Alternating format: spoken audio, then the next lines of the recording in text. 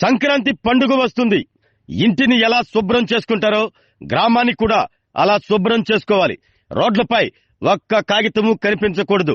ప్రతి పంచాయతీ క్లీన్ గా ఉండాలని ఒంగోలు శాసనసభ్యులు దామచర్ల జనార్దన్ రావు ఆదేశించారు. కొత్తపట్నంలోని స్వాతంత్ర సమరయోధుల భవన్లో స్వచ్ఛ సంక్రాంతి స్వచ్ఛ పంచాయతీ కార్యక్రమం నిర్వహించారు. స్వచ్ఛ సంక్రాంతి స్వచ్ఛ పంచాయతీలో అధికారులు సిబ్బందితో పాటు టీడీపీ క్యాడర్ కూడా భాగస్వామ్యం కావాలంటూ సూచించారు.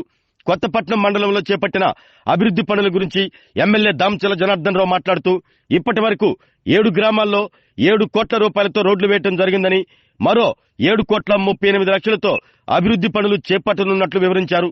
రాష్ట్ర ప్రభుత్వం రాజముద్రతో ఇస్తున్న కొత్త పాస్ పుస్తకాల్లోని బార్కోడ్ ను సెల్ ఫోన్ ఉపయోగించి చెక్ చేసుకునే అవకాశం కల్పించిందని ఎమ్మెల్యే దామచర్ల జనార్దన్ తెలిపారు.